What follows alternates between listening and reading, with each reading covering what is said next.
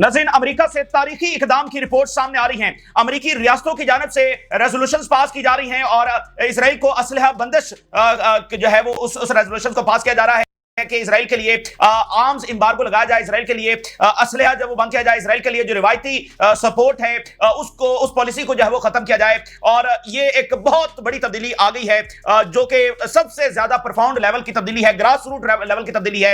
हम सिर्फ न्यूयॉर्क की बात कर रहे थे कि वहां पर पब्लिक ओपिनियन के हवाले से इतना बड़ा शिफ्ट आ रहा है, लेकिन अब बात सिर्फ न्यूयॉर्क की नहीं है। खबर ये सामने आ रही है कि कई एक रियासतों के अंदर ये तब्दीली आ रही है और पब्लिक ओपिनियन इस तरह से शिफ्ट हो रही है कि वो रिफ्लेक्ट कर रही है इलेक्शंस के अंदर वो कैंडिडेट्स जीतेंगे और जीत रहे हैं और उनकी पॉपुलैरिटी बढ़ रही है जो इजराइल के ऊपर खुलकर तनकीद कर रहे हैं। और रियासतें बाकायदा रेजोल्यूशंस पास कर रही हैं कि इजराइल के लिए असलहा एम्बार्गो लगाया जाए और इजराइल के लिए रिवायती जो सपोर्ट है वो खत्म किया जाए। और यानी इजराइल सिर्फ और सिर्फ इस वक्त अगर रिलाय कर रहा है तो वो अमेरिका के ऊपर रिलाय कर रहा है। इजराइल सारे का सारा खड़ा हुआ है अमेरिका के ऊपर और अमेरिका में ये इतनी बड़ी तब्दीली है कि देखें, अगर एक कोई सियासतदान है, एक वहां का कोई बासर कोई शख्सियत है, चाहे वो सदर है या नीचे कोई ओहदेदार है, तो अगर एक कोई ऐसा शख्स या एक ग्रुप उठ खड़ा होता है इजराइल के खिलाफ तो उसको दबा दिया जाता है। माजी में भी हमने ये देखा है। लेकिन अगर पब्लिक की सतह के ऊपर यह तब्दीली आ जाए और वो इलेक्शंस में रिफ्लेक्ट होना शुरू हो जाए कि कैंडिडेट ही वो जीतेगा जो इजराइल के खिलाफ खुलकर बात करेगा और या इजराइल का कम से कम हिमायती नहीं होगा, अगर वो वाले कैंडिडेट जीतना शुरू हो जाए तो पूरे का पूरा सिस्टम ही हिल जाएगा ना। फिर आप कैसे लोगों को खरीदेंगे, फिर आप कैसे लोगों को दबाएंगे।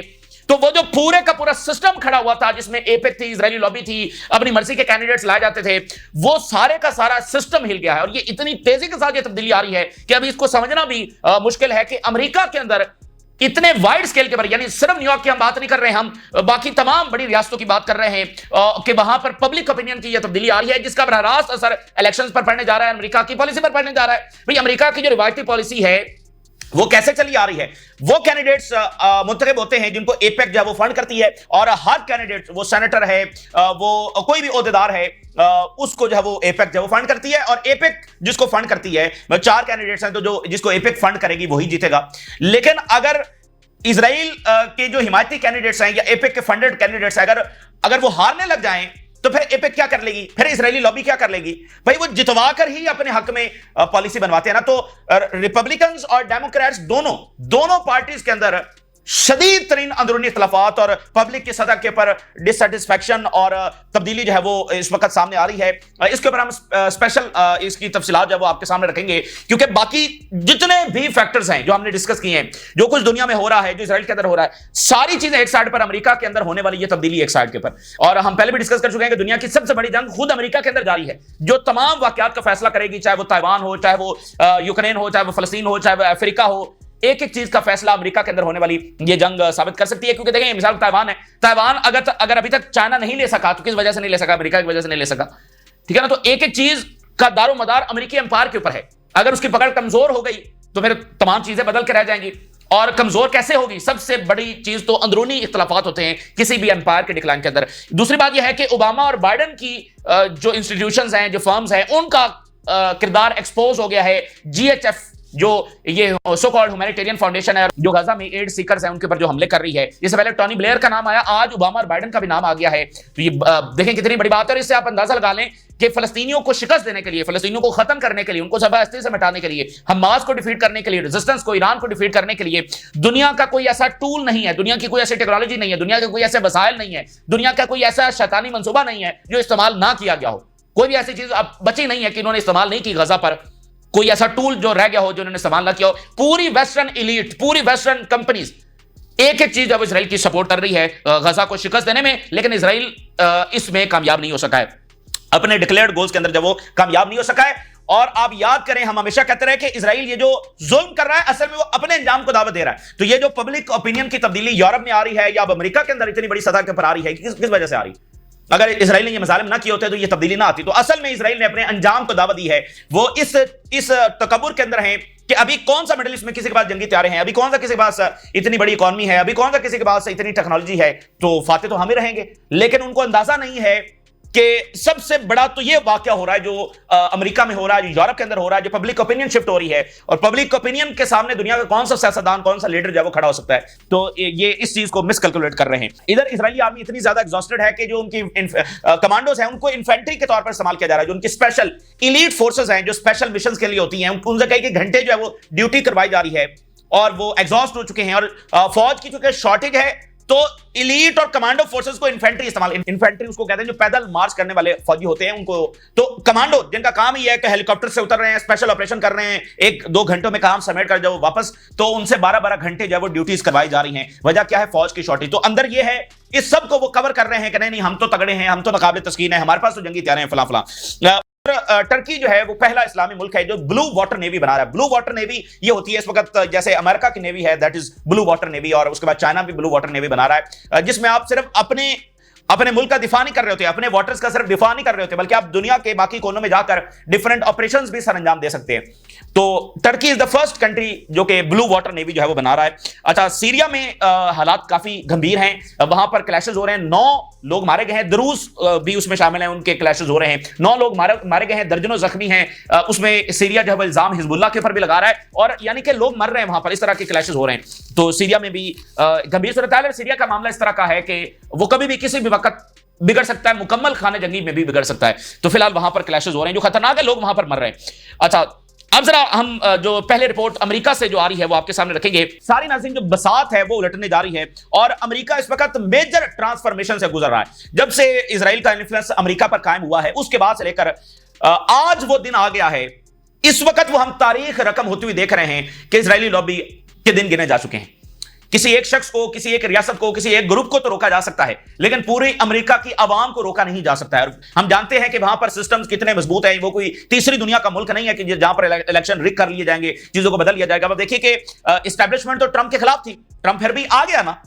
तो आप इन मुल्कों में, यूरोप में, अमेरिका में जब पब्लिक ओपिनियन तब्दील हो जाती है तो चाहे वो जितनी मर्जी वहां पर मजबूत लॉबीज हों, वो रोक नहीं सकती हैं अवाम के उस तूफान को, उस बदलाव को जो है वो रोक नहीं सकती हैं। तो जब से इजराइल कायम हुआ, ये पहली बार इस तरह से हो रहा है और मौजूदा जो लीडरशिप है वो शदीद दबाव में है और कोई सियासतदान जो है वो इसके सामने खड़ा नहीं हो सकता है, क्योंकि वहां पर अब ये एक होता है एक क्रिटिज्म, पब्लिक का एक क्रिटिज्म है, प्रोटेस्ट हो रहे हैं, लेकिन जब इलेक्शन होते हैं तो उसी रिवायती वोटर बिहेवियर के ऊपर होते हैं। अगर ये प्रोटेस्ट और क्रिटिसिज्म वोटर बिहेवियर के ऊपर असरअंदाज होना शुरू हो जाए और रिफ्लेक्शन करना शुरू कर दे इलेक्शन में, तो फिर इसके सामने कोई सियासतदान कैसे टिक सकता है? तो वो जो पब्लिक ओपिनियन है, वो जो पोल्स हैं, वो जो क्रिटिसिज्म है, वो हमें इलेक्शन में रिफ्लेक्ट होता हुआ नजर आ रहा है। तो अब रिपब्लिकन्स और डेमोक्रेट्स दोनों के ऊपर यह दबाव है कि अगर वो इजराइली हिमायती कैंडिडेट्स लेकर आते हैं तो वो हार सकता है। और क्या अब वक्त आ गया है कि ये जो पार्टीज हैं वो इजराइली हिमायती कैंडिडेट ना लेकर आए? यानी ये भी तो फैसला करना है क्या वो इस बात को, इस रियलिटी को मान लें इलेक्शन से पहले ही। तो न्यूयॉर्क का इलेक्शन बहुत बड़ा एक मिसाल कायम करने जा रहा है और बहुत हद तक कायम कर भी चुका है। और ये इसने पूरी पॉलिटिकल जो इलीट है, जो इजरायली लॉबी है, इसको पूरी तरह से जब वो हिला कर दिया। North Carolina, very important state, north Carolina ने अभी रेजोल्यूशन पास की है कि इजराइल के लिए असलहा की जो बंदिश है वो की जाए। और खासकर जो बाकी स्विंग स्टेट्स हैं, स्विंग स्टेट जो है इनको डिसाइडिंग स्टेट्स कहा जाता है। यानी एक है डेमोक्रेटिक जो मेजॉरिटी वाली स्टेट्स हैं, एक है रिपब्लिकन मेजॉरिटी वाली स्टेट्स, एक है स्विंग स्टेट्स, यानी जहां पर जो जीतेगा वो आगे यानी कि फैसला कुन किरदार होगा। बाकी दोनों में जो रिपब्लिकन्स की हैं वो रिपब्लिकन्स जीतेंगे, जो डेमोक्रेट्स की हैं वो डेमोक्रेट्स जीतेंगे, लेकिन स्विंग स्टेट्स का पता नहीं होता कि वो कौन जीतेगा। तो स्विंग स्टेट्स के अंदर खास कर जो तब्दीली है, जो बदलाव है इजराइल के हवाले से, वो देखा जा रहा है। और अभी वहां पर सेनेटर्स के इलेक्शन होने जा रहे हैं, इसके अलावा मेयर्स के इलेक्शन हैं, फिर मिड टर्म इलेक्शन आने जा रहे हैं, उसके लिए तैयारी करनी है। लेकिन अब वो वहां पर रौला ये पड़ा हुआ है कि वो रिवायती इलेक्शन कैसे लड़ा जाए, यानी जो इजराइल हिमायती एपेक के फंडेड उनको कैसे लाया जाए। और हर जगह पर 2-2, 3-3 कैंडिडेट्स हैं, यानी रिपब्लिकन की एक जगह पर अगर एक सेनेट की नशिस्त पर इलेक्शन हो रहा है तो 3-3 कैंडिडेट्स हैं। और उसमें एक ये है कि जो बहुत इजराइल का हिमायती है, दूसरा जो है वो कम हिमायती है, तीसरा जो है वो अभी को बात नहीं कर रहा। तो किसको लेकर आया जाए, ठीक है ना? तो ये एक बहुत बड़ा वहां पर रौला पड़ गया। मैं हेडलाइन आपके सामने रखता हूं, पार्टी रिफ्ट ग्रो कर रही है as North Carolina Democrats call Israel apartheid. North Carolina ने बतौर रियासत रेजोल्यूशन पास कर दिया है कि इजराइल एक अपार्थाइड स्टेट है, एक ऑक्यूपेशन है, इजराइल कंट्री नहीं है, एक ऑक्यूपेशन है, नस्ल परस्त दुनिया। अपार्थाइड कहते हैं जैसे साउथ अफ्रीका की जो वहां पर कॉलोनी थी वहां से ये लफ्ज निकला था अपार्थाइड, यानी गोरों की वहां पर कालों के ऊपर जो है वो ब्लैक्स के ऊपर हुकूमत थी, वो अपार्थाइड थी। तो इसको भी उन्होंने कंट्री नहीं कहा बल्कि अपार्थाइड डिक्लेयर कर दिया और कहा कि इस्लाम बंदिश की जाए। ये अमेरिका से ये बात सामने आना, ये बहुत मतलब बस तारीख आप समझे एक रकम हो रही है, कोई यहां इस वहम गुमान नहीं कर सकता। तो आप जरा सोचें, वो फलस्तीनी जिनको अपनों ने बिट्रेल किया, वो वेस्ट के अवाम किस तरह से उनके साथ खड़े हो रहे हैं। गजा से शुरू होने वाली जंग अमेरिकी सिस्टम को हिला गई है। आप जरा अंदाजा तो करें यहां पर हो क्या रहा है। वो यूरोपियन सिस्टम को हिला गई है। ऊपर बैठी देखें, इस वक्त जो इलेक्टेड लीडरशिप है वो तो वही है जो इजराइल हिमायती है, वो तो उसी पैटर्न के तहत इलेक्ट होकर आई है। तब्दीली तो नीचे से अब आना शुरू हुई है। तो जो लीडरशिप वहां पर बैठी है वो इसलिए शदीद दबाव में है कि नीचे तो अब सारी चीजें बदल रही हैं, लेकिन जो ऊपर बैठे हुए हैं वो अभी भी वही हैं जो इजरायली हिमायती हैं। तो सिस्टम जो है वो पूरी तरह से हिल कर आ गया। अब जहां जहां पर इलेक्शंस हो रहे हैं वहां इवन आप देखिए ट्रंप को भी एंटी बाइडन वोट पड़ा है, यानी बाइडन चूंकि कसूरवार था जो कुछ गजा में हो रहा था, तो इस वजह से लोगों ने वोट दिया ट्रंप को, लेकिन ट्रंप ने भी आकर वही चीजें शुरू कर दी। स्टेट ने रेजोल्यूशन पास की है, इजराइल को कंडेम किया है, अपार्थाइड रूल इसको डिक्लेयर किया है, एक्सपोजिंग अ ग्रोइंग रिफ्ट, एक शदीद तरीन खलीज पैदा हो गई है विद इन अ पार्टी इन की मॉडरेट स्विंग स्टेट्स। एक रियासत में नहीं, किसी एक शहर में नहीं, किसी एक जगह में नहीं, कोई एक ग्रुप नहीं, बड़ी रियासतों में और खासकर स्विंग स्टेट्स के अंदर ये बड़ी खलीज पैदा हो गई है जिसमें इजराइल की हिमायत से लोग जो है वो पीछे हट रहे हैं, अमेरिकन जो है वो पीछे हट रहे हैं, और ब्रॉडर नेशनल टेंशंस ये पैदा हो गई हैं जो कॉम्प्लिकेट कर रही है democratic efforts heading into the mid term elections. अब वो रौला ये पड़ गया है कि देखिए कैंडिडेट्स अभी से जो है वो मुंतखब करने हैं, फिर कैंपेन क्या होगी, आपका मंशूर क्या होगा, वो आपने बताना है। तो वो रौला ये पड़ा हुआ है कि अवामी सतह पर तो चीजें बदल गई हैं, अब क्या करना है, क्या इस बात को अब एक्सेप्ट कर लिया जाए या उसी रिवायती बात के साथ और इजराइल की हिमायत के साथ आगे बढ़ा जाए। अगर इजराइल की हिमायत के साथ गए तो नीचे पोल्स तो कुछ और शो कर रहे हैं और इस तरह से रियासतें रेजोल्यूशंस पास कर रही हैं और न्यूयॉर्क का इलेक्शन सामने है। तो ये मतलब अमेरिका के अंदर सबसे बड़ा क्योस पैदा हो गया। आर्म्स एम्बार्गो इजराइल पर लगना चाहिए और similar moves bye democratic parties in other states, सिर्फ नॉर्थ कैरोलिना में नहीं, बाकी कई रियासतों के अंदर इसी तरह की मूव्स जो है वो मैयर सामने आ रहे हैं। और न्यूयॉर्क में एक जो सबसे बड़ी मिसाल है और नॉमिनेट किया गया है इजराइल का long time critic Zohran Mamdani को, और इसके साथ जब वो मिशिगन के अंदर इलेक्शंस होने जा रहे हैं, सेनेट का इलेक्शन मिशिगन के अंदर होने जा रहा है, जहां पर वोटर्स ने जब ये मेन इलेक्शन हो रहा था ट्रंप का, तो यूएस पॉलिसी ऑन इजराइल इसके ऊपर प्रोटेस्ट किया था, made headlines during the last presidential primary. अब ये बड़ी इंपॉर्टेंट बात है, मिशिगन जो स्टेट है यहां पर लोगों ने प्रोटेस्ट किया बाइडेन की पॉलिसी के खिलाफ और यहां पर ट्रंप जीत गया। और उसमें बहुत बड़ा किरदार क्या था, फैक्टर क्या था कि इजराइल के खिलाफ वोट पड़ा था ट्रंप को। अब वो तो ट्रंप आकर इजराइल की हिमायत में और आगे बढ़ गया ना। अब जरा ये बात कीजिए, साउथ मिडवेस्ट और लिबरल कोस्टल जो सिटीज हैं यहां पर वाइडनिंग डिवाइड जो है वो देखी जा रही है। डेमोक्रेट जो बेस है, यानी एक डेमोक्रेटिक वोटर्स है ना, कई रियासतें उनकी हैं, तो वो जो उनकी बेस है और पार्टीज की इस वक्त जो इलेक्टेड लीडरशिप मौजूद है उसमें शदीद एक डिवीजन देखी जा रही है। यानी जो लीडरशिप इस वक्त इलेक्टेड है वो तो वही इलेक्टेड है ना जो पहले रिवायती इजराइल की हिमायती थी। तब्दीली तो अब आना शुरू हुई है, तो अब फटा यह बढ़ गया है कि जो लीडरशिप बैठी हुई है और एक रिवायती पॉलिसी है वो तो इजराइल की हिमायती है, लेकिन अब नीचे तब्दीली आ गई है। जो डेमोक्रेटिक बेस है, जो वोटर्स हैं, वहां पर सूरत हाल बदल गई है। अब वो लीडरशिप को कह रहे हैं कि वो पॉलिसी बदलें और साथ वो कह रहे हैं कि अगला जो बंदा आएगा वो वही मुंतखब होगा जो जोहरान ममदानी जैसा होगा, यानी जो एक स्टांस लेगा इजराइल के खिलाफ या कम से कम इजराइल का हिमायती नहीं होगा। और इंटेंसिफाई हो रही हैं debates over US policy towards Israel could derail the parties focus on core domestic issues like the economy. इतनी बड़ी बात है, वो कह रहे हैं कि पूरा इलेक्शन इस तरह से मुतासर हो सकता है कि इकोनॉमी और डोमेस्टिक इश्यूज साइड के ऊपर रह जाएंगे। अनबिलीवेबल। इसको कैसे बयान किया जाए कि अमेरिका के इलेक्शन में फलस्तीन का इशू इतना ज्यादा इंपॉर्टेंट होने जा रहा है कि जो कोर इश्यूज हैं डोमेस्टिक के वो भी साइड के ऊपर रह जाएंगे। असल फैसला फलस्तीन के ऊपर होगा। ये वो फलस्तीन है जिसके वारसों ने अब्राहम अकॉर्ड कर लिया, फलस्तीन का एक लफ्ज भी शामिल नहीं किया। आप देखिए जब कहीं पर जुल्म होता है और फिर उसकी असरात कैसे आते हैं, और अगर यहां पर सीजफायर हो जाता है तो फिर उसका फॉलो आउट मजीद क्या आएगा, आप जरा सोचिए तो सही। तो ये जो नेतन्याहू जिस रास्ते के ऊपर चला है ना, यकीन मानिए, एक तो है ना जज्बाती वाबस्तगी और आप बायस्ड हो सकते हैं, ठीक है ना, लेकिन मैं आपको बताऊं कि क्रिटिकल आप एनालिसिस करके देख लें, दुनिया के बड़े एक्सपर्ट्स को सुन लें, खुद इजरायली थिंक टैंक्स को सुन लें, ये तबाही का रास्ता दुनिया में कोई भी ऐसे सर्वाइव नहीं करता है। खासकर जब आप कॉलोनी हो, खासकर जब आप माइनॉरिटी में हो और उस रीजन में हो, उसकी मेजोरिटी के ऊपर जुल्म ढा रहे हो, ऐसे दुनिया में किसने सर्वाइव किया मुझे बता दें। तो ये नेतन्याहू ने कोई अकलमंदी वाला रास्ता नहीं लिया। पोलराइजेशन जो है वो बढ़ रही है, shifting public opinion, party tensions. अब मिशिगन की हम जो बात कर रहे थे, मिशिगन में 13% जो वोटर्स हैं, 1 लाख के करीब जो डेमोक्रेट्स के वोटर्स थे, उन्होंने प्रोटेस्ट किया था बाइडेन का जो स्टांस था, यानी जब बाइडेन का टाइम था इलेक्शन से पहले 1 लाख के करीब लोगों ने, वहां पर जो 13% पॉपुलेशन बनती है, जाहिर है इतनी ही डिसाइडिंग होती है जब इतना बंदा एक जगह पर खड़ा हो जाए, तो उन्होंने प्रोटेस्ट किया, बाइडेन ने उसको खाते में नहीं लिया। फिर इसी मिशिगन में क्या हुआ कि Donald Trump went on to win Michigan and every other की बैटल ग्राउंड। तो पूरी तरह से सफाया कर दिया ट्रंप ने रिपब्लिकन डेमोक्रेट्स का, यानी बाइडेन की पार्टी का। वजह क्या थी, यानी आप जरा नोट करें, वजह कोई डोमेस्टिक इकोनॉमी ये नहीं, वजह यह थी कि वो इजराइल की मुखालफत कर रहे थे, इजराइल की पॉलिसी और जेनोसाइड की मुखालफत कर रहे थे, और बाइडेन की पॉलिसी के खिलाफ उन्होंने ट्रंप को वोट दिया। तो इलेक्शन हो गया, ट्रंप आ गया, ट्रंप ने भी उनकी उम्मीदों के मुताबिक फैसला नहीं किया, यानी वो इजराइल की हिमायत से पीछे नहीं हटा बल्कि और आगे चला गया। तो अब मिशिगन के अंदर दोबारा इलेक्शन होने जा रहा है। तो अब मसला यह है कि अब क्या करेंगे रिपब्लिकन्स और डेमोक्रेट्स, क्या करेंगे? रिपब्लिकन्स तो जिस बात के ऊपर वोट लेकर गए थे वो काम नहीं किया, और डेमोक्रेट्स क्या अब वो फैसला करेंगे कि वो कैंडिडेट लेकर आएंगे जैसे जोरान ममदानी है, यानी उसमें हम रिलीजन की बात नहीं कर रहे, हम इजराइल के पॉइंट ऑफ व्यू से बात कर रहे हैं। क्या कोई ऐसा कैंडिडेट लेकर आएंगे जो इजराइल का क्रिटिक है, या कम से कम इजराइल का हिमायती नहीं है, या ट्रू अमेरिकन फर्स्ट है? ठीक है ना, रिपब्लिकन ने वादा पूरा नहीं किया, और डेमोक्रेट्स उनके खिलाफ तो ऑलरेडी वहां पर वोट पड़ा है, उनके खिलाफ तो ऑलरेडी वहां पर वोट पड़ा है। Middle East dilemma hits Republicans too, दोनों पार्टीज, सिर्फ डेमोक्रेट्स नहीं, दोनों पार्टीज। वीडियो थोड़ी लंबी हो सकती है, लेकिन ये इतनी बड़ी बात है कि अगर नॉर्मल हालात में ये तब्दीली आई होती तो हम महीना इसी को डिस्कस करते रहे कि अमेरिका में फलानी स्टेट में क्या हो रहा है, फलानी शहर में क्या हो रहा है, फलाना बंदा क्या बात कर रहा है, तो हम एक पूरा महीना इसको डिस्कस कर सकते थे, ये इतनी बड़ी बात है। रिपब्लिकन्स टू हैव इंटरनल वहां पर डिवीजन है, डिबेट है कि US policy in middle east, खासकर ईरान जंग में और ज्यादा डिबेट वहां पर बड़ी है कि जंगे रोकने का नारा ये सारा लेकर आए थे और जंगे छेड़ तो रिपब्लिकन्स में ऑलरेडी।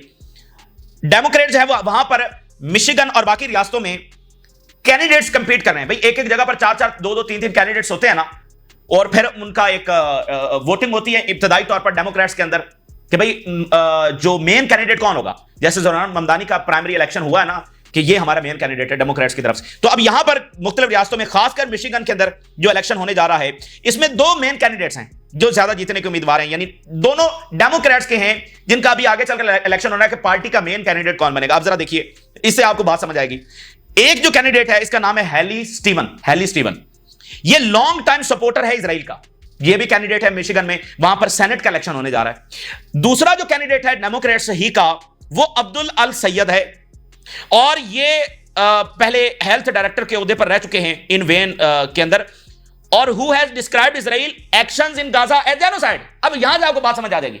एक कैंडिडेट है डेमोक्रेट्स का जो इजराइल का लॉन्ग टर्म सपोर्टर है, दूसरा कैंडिडेट है जो इजराइल के इकदामात को जेनोसाइड डिक्लेयर कर चुका है। अब लाना किसको है? इजराइल के सपोर्टर को लाया जाए या जो इजराइल को तनकीद कर रहा है उसको लाया जाए? अगर इजराइल के सपोर्टर को लाया जाए, रिवायती तो पॉलिसी यही है, तो अगर आगे अगर अवाम जैसे रिस्पॉन्ड कर रही है, वो तो इजराइल के खिलाफ वोट डाल रही है, ठीक है, तो फिर हार जाएंगे हम, यानी डेमोक्रेट सोच रहे हैं। और अगर इजराइल का जो क्रिटिक कर रहा है अगर उसको लाया जाए, तो फिर क्या अब वक्त आ गया कि इस रियलिटी को तस्लीम कर लिया जाए कि इजराइल की हिमायत अब नहीं चलेगी इस मुल्क में? देखें ना कितना बड़ा ये टर्निंग पॉइंट है, कितना बड़ा डिसाइडिंग पॉइंट है। Public opinion in the US has shifted sharply against Israel. और नॉर्थ कैरोलिना के अंदर ऑल्सो डिस्प्यूट है, क्योंकि वहां पर भी सेनेट की जो बैटल ग्राउंड है, जो मिड टर्म इलेक्शन आ रहा है, उसके अंदर होने जा रही है। और रिपब्लिकन विली निकल हैं, ये रन कर रहे हैं वहां पर, एंड स्पेकुलेशन अबाउट, और इसी तरह फॉर्मर गवर्नर रॉय कॉपर जो वो भी वहां पर कैंडिडेट है।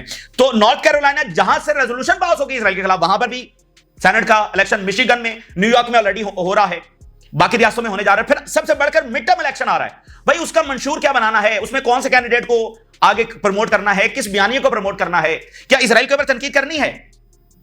देखें, क्या इजराइल के ऊपर कैंपेन का आप आगाज कर रहे हैं ना, आप इकोनॉमी को मंशूर बनाते हैं, आप बिग ब्यूटीफुल बिल को मंशूर बनाएंगे, आप एप्स्टीन पर तनकीद करेंगे कि इन्होंने फाइल्स क्यों रिलीज की, कुछ भी आप बयानिए बनाएंगे, क्या इजराइल पर तनकीद शुरू कर दी जाए? डिसाइडिंग पॉइंट सब सोच रहे हैं कि करना क्या है। नीचे चीजें बदल गई हैं, अवाम तो उसी को सपोर्ट कर रही है जो इजराइल को क्रिटिक कर रहा है, या फिर कम से कम इजराइल का हिमायती नहीं, और अमेरिका फर्स्ट वाला ट्रू बंदा है। क्योंकि ट्रंप के बारे में भी तो वो कह रहे हैं कि इसने बिट्रेल किया है, ये अमेरिका फर्स्ट का इसने नारा लगाया, लेकिन ये तो इजराइल फर्स्ट है, ठीक है ना। तो ये है वो अमेरिका के अंदर आने वाली तब्दीली। और मुझे बताइए, मिडिल ईस्ट में जो मर्जी इजराइल कर ले, जिस मर्जी पर बम गिरा ले, ये जितने बम गिराएगा, ये जितना ज्यादा जुल्म फलस्तीनियों के खिलाफ करेगा, उतनी वेस्ट के अंदर पब्लिक ओपिनियन बदलेगी।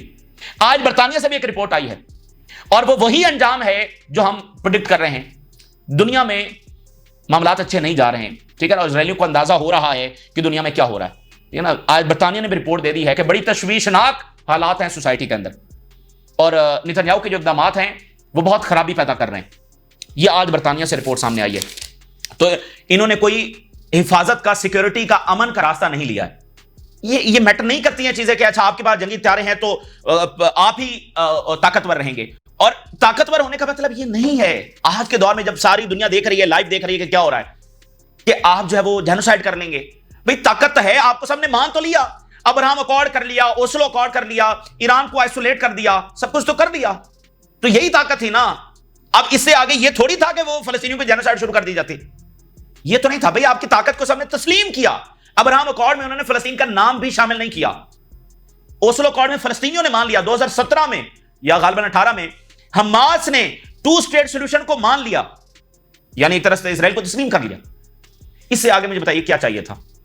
तो ताकतवर होने का ये मतलब नहीं था कि वो जेनोसाइड करते, ये इनको सोचना चाहिए था। और फिर हम जब हिस्टोरिकल कॉन्टेक्स्ट की बात करते हैं, और वो इतना एक चीज है कि हमेशा मिडिल ईस्ट ने इनको पनाह दी, हमेशा मिडिल ईस्ट ने इनको प्रोटेक्शन दी, इनको हमेशा वहां से मार पड़ी है, हमेशा यहां से इनकी हिफाजत, प्रोटेक्शन मिली है, इनको सियासी इक़्तिदार में मिला है, इनको हर तरह से सपोर्ट मिली है। तो इन्होंने मिडिल ईस्ट में आकर ये काम करना था, जिसको ये हॉली लैंड कहते हैं, वहां पर आकर ये काम करना था। ये इनको जेब नहीं देता था। अगर ये किसी भी चीज का लिहाज करते, तारीख का लिहाज करते, आज की रियलिटीज का लिहाज, क्या वर्ल्ड वॉर 2 में जब ये आ रहे थे तो क्या फलस्तीनियों ने इनको वेलकम नहीं किया था? अपने दरवाजे क्या इनके लिए नहीं खोले थे? इनको थोड़ा सा लिहाज करना चाहिए था। अच्छा, अब आप देखिए कि mercenary firm tied to Gaza war crimes hires Obama and Biden PR operatives. और डेमोक्रेट्स की और बाइडेन और ओबामा की एक पीआर फर्म है, तो यानी इससे अलाइन है, डेमोक्रेट्स के साथ अलाइन है, ओबामा और इसके साथ, बाइडेन के साथ, वो जीएचएफ में इन्वॉल्व है। सबका कच्चा चिट्ठा खुल रहा है, सब जो है वो यहां पर एक्सपोज हो रहे हैं। और इसमें पेंटागन, बाइडेन टाइम में पेंटागन का जो स्पोक्स पर्सन था वो इसमें काम कर रहा है। स्टेट डिपार्टमेंट का जो स्पोक्स पर्सन था बाइडेन दौर में, वो इसके अंदर जो है वो काम कर रहा है। और इजराइल की जो फॉरेन मिनिस्ट्री है वो भी इसी पीआर फर्म की क्लाइंट है, वो जीएचएफ के लिए काम कर रही है। और जीएचएफ आप जानते हैं कि किस तरह से गोलियां चला रही है। तो एक एक बंदा एक्सपोज हो रहा है। और टर्की नाज़रीन जो है वो ब्लू वाटर नेवी बना रहा है। Turkey is actively developing a blue water navy capable of projecting power far from its coast as part of its broader maritime strategy and regional ambitions। तुर्की और ईरान का alliance भी आगे बढ़ रहा है। तुर्की एक ब्लू वाटर नेवी भी बना रहा है, फिर जंगी हथियारों के ऊपर भी 5th जनरेशन फाइटर जेट्स भी बना रहा है, फिर F-35 की डील भी चल रही है। इजिप्ट जो है वो चीन से असला ले रहा है, और यूएई भी चीन से बात कर रहा है, और भी इस्लाम मुल्क जो है वो चीन से बात कर रहे हैं। ईरान को शायद किसी भी वक्त जो फाइटर जेट्स हैं उसकी डिलीवरी पहुंच जाए। तो इजराइल ने देखें पिछली सेंचुरी में सबको तबाह किया, अब ये इन कौमों का दोबारा से रिटर्न हो रहा है। तो इजराइल का जो रास्ता ना कि हम डोमिनेशन हासिल करेंगे और हमेशा डोमिनेशन के साथ यहां पर सर्वाइव करेंगे, वो फेल हो चुका है। एंडलेस वॉर जो है वो इजराइल को मजीद सर्वाइव नहीं कर सकती। और अब नोट करें, वेस्टर्न सोसाइटी, वेस्टर्न इकोनॉमी वो इन जंगों को अफोर्ड नहीं कर पा रही है। और जो इजराइल का रास्ता है वो तो ये पूरी सेंचुरी भी जंगें खत्म नहीं होंगी। वो ईरान को तबाह करेंगे, कोई और पावर राइज कर जाएगी, वो हुतीज को तबाह करेंगे, कोई और रेजिस्टेंस आ जाएगी, वो हमास को तबाह करेंगे, कोई और आ जाएगा। ये पूरी सेंचुरी जंगे चलेंगे जिस रास्ते के ऊपर इजराइल है। अगर इजराइल मिसाल के तौर पे कोलैप्स नहीं होता, जैसे वो 70 साल 75 साल से कर रहा है, अगर इसी तरह, तो ये सेंचुरी जंगे खत्म नहीं होंगी। ये तो वो रास्ता है जो इजराइल ने लिया, एंडलेस वॉर्स। क्या इजराइल ये अफोर्ड कर सकता है? क्या यूरोप की सोसाइटी और इकोनॉमी अफोर्ड कर सकती है? क्या ट्रंप, अमेरिका की हम बात कर रहे हैं, उसकी सोसाइटी और इकोनॉमी अफोर्ड कर सकती है? ऊपर बैठी लीडरशिप तो वो कुछ भी फैसला कर ले, लेकिन वो सस्टेनेबल नहीं है। ये बात हो गई। और यहां पर इजराइल को फौज की इतनी शॉर्टेज है कि जो उनके कमांडो हैं, उनके जो इलीट यूनिट्स हैं, उनको इन्फेंट्री के तौर पर इस्तेमाल किया जा रहा है, उनसे वैसा काम लिया जा रहा है। और 12-12 घंटे जो है उनसे ड्यूटी करवाई जा रही है। और ये उनकी ट्रेनिंग में भी नहीं है कि 12-12 घंटे इन्फेंट्री की तरह ड्यूटी करना। और वजह क्या है? शदीद शॉर्टेज है। Elite forces are performing infantry unit task due to shortage after the killing of and wounding of Israeli soldiers. ठीक है, काफी लंबी चौड़ी डिटेल है, लेकिन मुख्तसरन हमने आपके सामने रखा है। तो फौज की ये हालत है जिसमें वो ऊपर से बम गिरा रहे हैं और साथ जीएचएफ को इस्तेमाल कर रहे हैं, और खाना रोककर, मेडिसिन रोककर, खाने में जहर मिलाकर ये इस तरह से जीतने की कोशिश कर रहे हैं। और उसका नतीजा आ चुका है, नाज़रीन, उसका नतीजा आ चुका है। जो अमेरिका में हो रहा है, जो यूरोप में हो रहा है, पूरे का पूरा सिस्टम हिल के रह गया है। और ये सिस्टम इतना मजबूत था, ये ऐसे हिल नहीं सकता था। वहां पर चाहे कोई बड़ी से बड़ी तहरीक उठ जाती, ऐसे नहीं हिल सकता था। तो गजा के बच्चों की जो तस्वीर है उसने हिला के रख दिया सबको। तो ट्रंप बैठा जो भी फैसले करता रहे, अब उसने दोबारा से कोई ग्रीन लाइट दिया ईरान पर हमले की या गजा पर जारी रखने की, जो भी उसने फैसला किया है वो सस्टेनेबल नहीं है। वो अमेरिका की सोसाइटी को और ज्यादा आप देखेंगे वो पब्लिक ओपिनियन में तब्दीली लेकर आ रहा है। तो ये फैसले सस्टेनेबल नहीं है। बाकी जहां तक उनकी ताकत है, वो ताकत तो सब मानते हैं, इसी ताकत पर तो सब उनके साथ खड़े हुए थे और वो ताकत इस्टेब्लिश हो गई थी था कि वो आज के दौर में भी ये करते। तो ये इस वक्त की ताजा तरीन सूरत हाल जो आपके साथ शेयर किया, आपने राज लगा करें। इजाजत, अल्लाह हाफिज।